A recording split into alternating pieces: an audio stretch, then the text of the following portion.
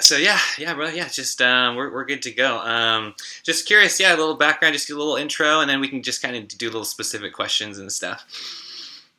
Okay, sweet. Well, my name's Tyler. I'm 24.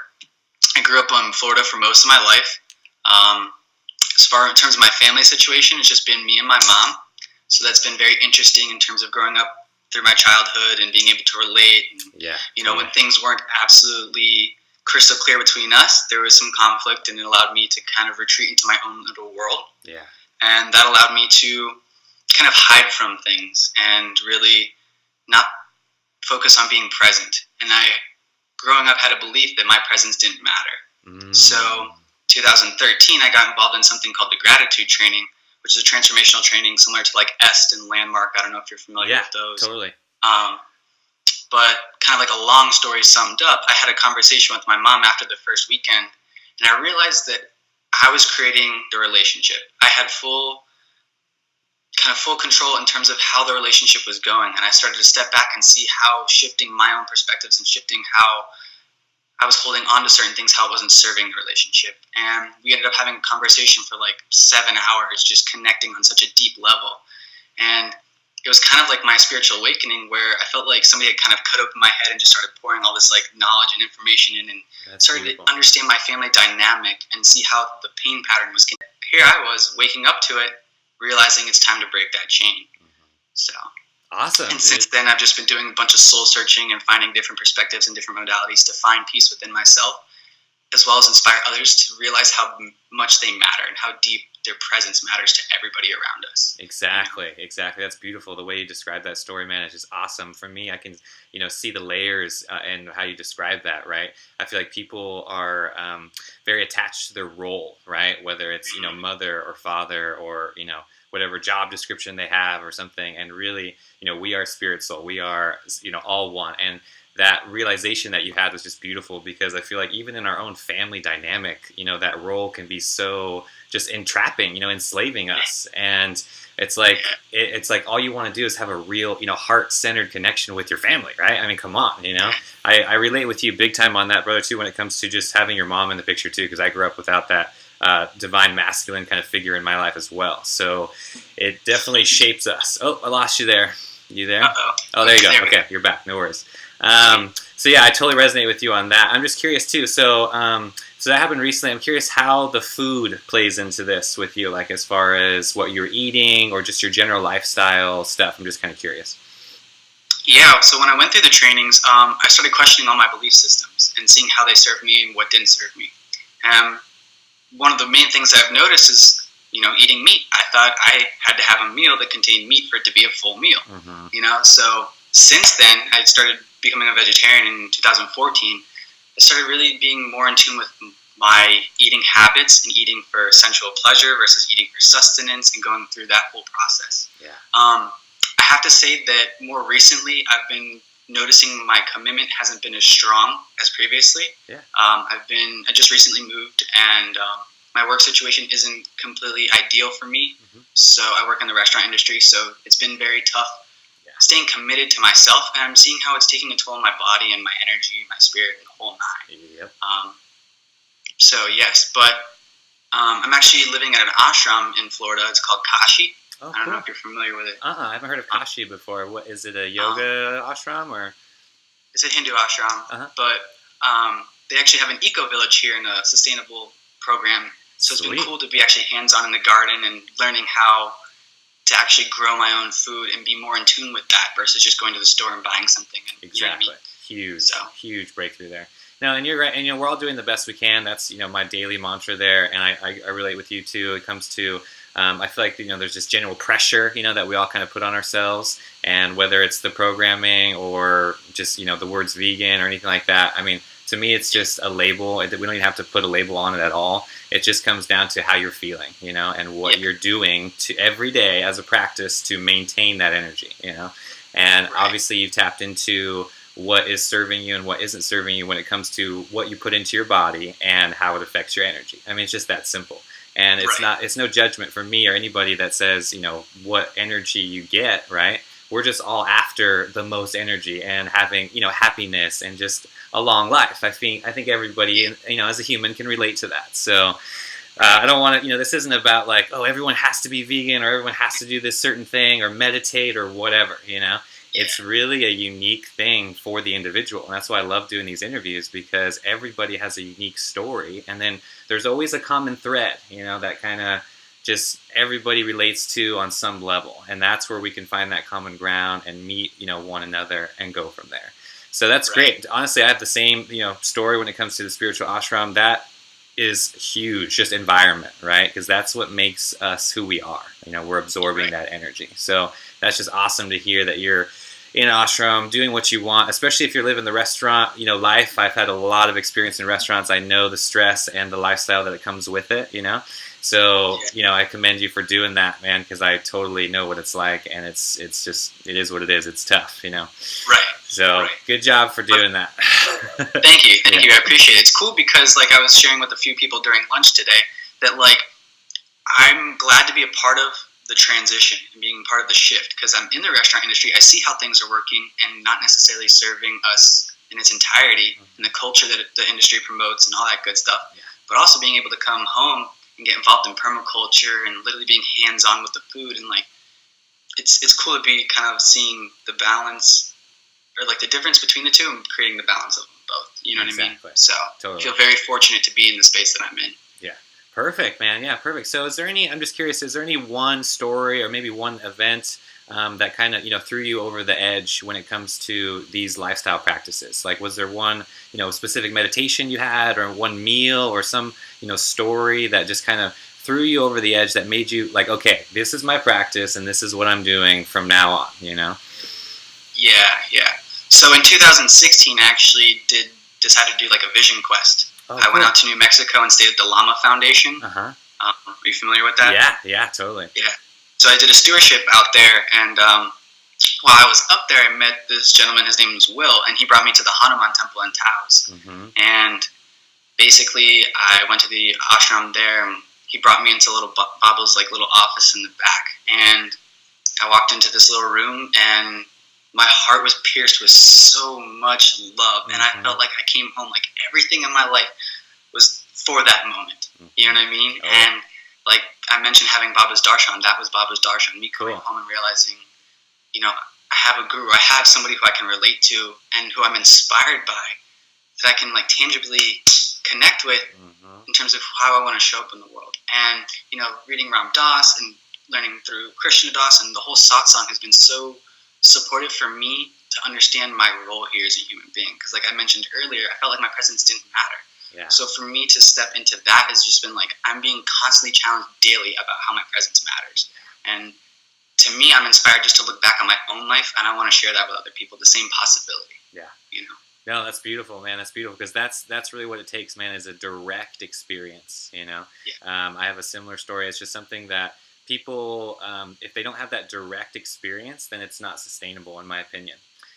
We kind of all have little temporary glimpses of that, and like when you describe that heart opening, like you just can't go back, and that's something that you kind of tap into, and you realize you have to maintain it in this world, because it doesn't just happen automatically, right? What you experienced, what we both experienced, was that feeling of not mattering, right? We don't mean anything. That's everyone's programming right now, because it's just the environment that they're in, And I relate with you so much, man. The Ram Dass, Krishna Das, that whole thing, in the Western world has really inspired so many people, and it's just amazing, right? And for me, especially when you describe that story, I feel like you had your first perspective from your soul, right? Something that was beyond your two waking eyes, and you were able to perceive, this reality in a much, broader view, right? Right. And that's what I mean, because once you have that experience, you can't go back. You can't, it's just not possible, Like, I've tried, dude, I've tried. So it's just awesome to hear you, say it from your view, because I think people, all human beings are on this path, and it's just a matter of their willpower and their determination to accept it, right?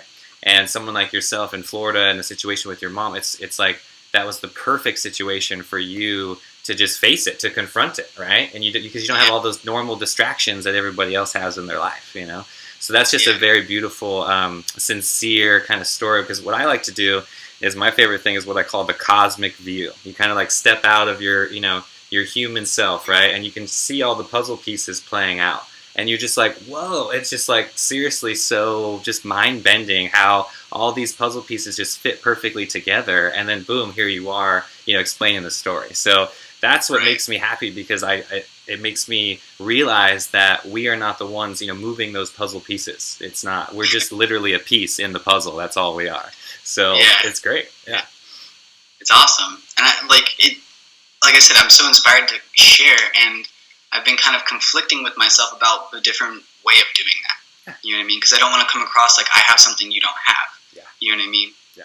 So it's been a fun journey. Yeah. You know what I mean? And I'm very appreciative of the opportunity just to connect with you and, create a possibility. Dude, that's what it's all about, because with the internet and with technology these days, there's just really no excuses. There's no reason to keep us limited. You know what I mean?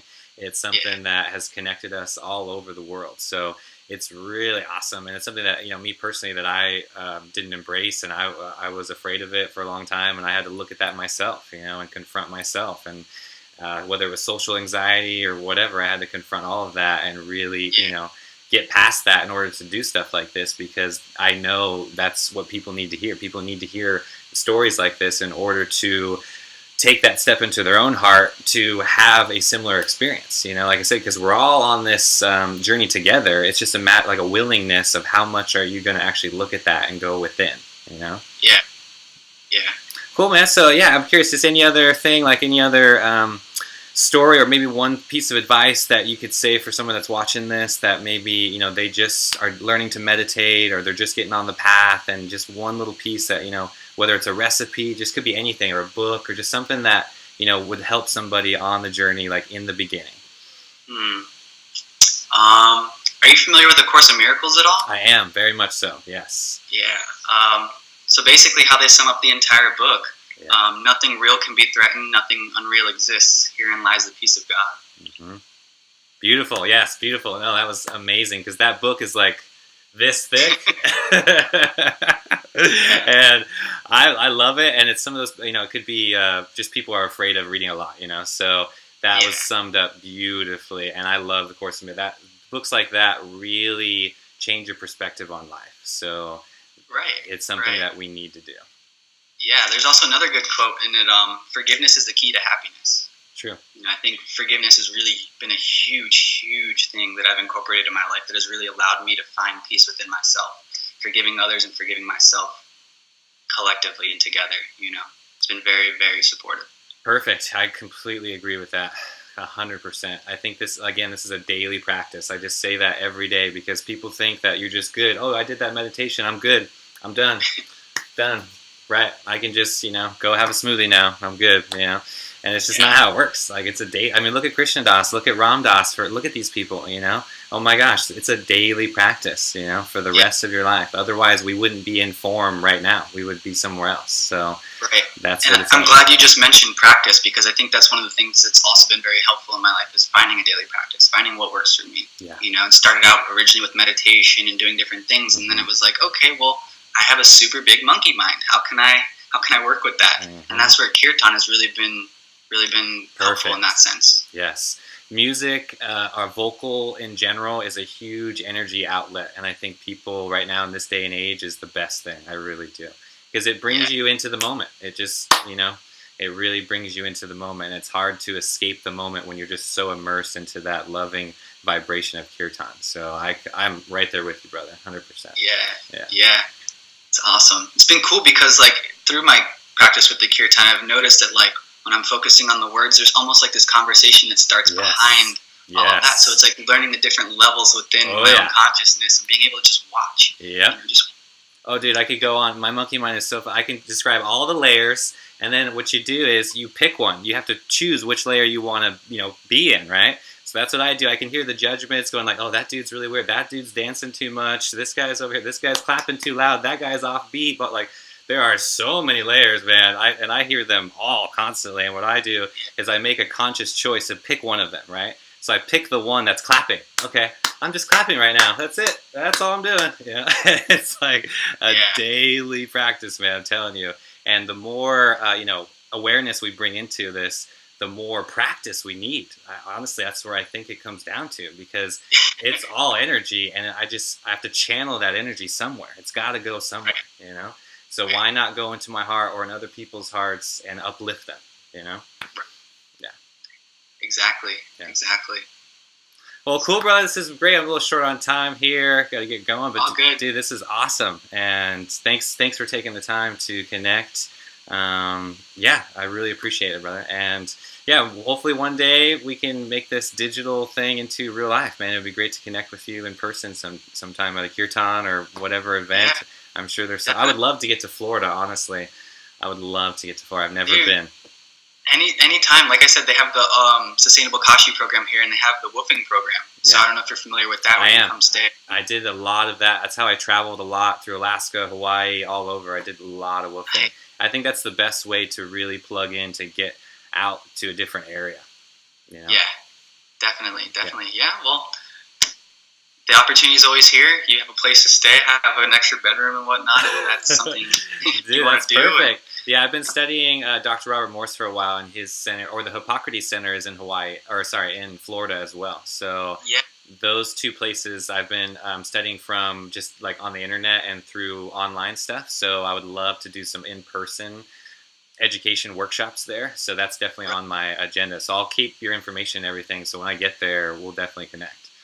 Sounds good, man. Again, thank you for the opportunity. It's been an awesome time connecting, and just, again, having the opportunity to connect and see that we're all walking on the same path together, and that there's so much happening collectively on the planet. Exactly. To awaken this beautiful essence that we all are. Exactly. And very fortunate to be a part of it. And again, thank you. Yeah, thank you. Thank you for doing the work, brother. Seriously, for just doing you, because that's what it takes. It's a daily practice, man, and you're doing it. So thank you. Yeah. Thank you. And again, appreciate your service to the world and the community with your Facebook page, and sharing about how your eating habits and all those styles, and how it's made a difference in your life. It's inspiring. It's really inspiring. I appreciate that, brother. Like I said, it's something where transparency is key. We have to be transparent in 2019. I got nothing to hide. I got nothing to lose. I mean, I'm just it's all out there, man. It's all out there. So I welcome it. I welcome everybody and all the energy, because I know we're changing lives. Everything you're doing right now is changing other people's lives. Yeah. And that's at the end of the day, that's what we're here to do. So it just feels good. Yes. Awesome, man. Well, enjoy the rest of your day. Thanks, best brother. Wishes. All right. Yeah, you too, brother. Take care. All right. Ram ram. Ram ram.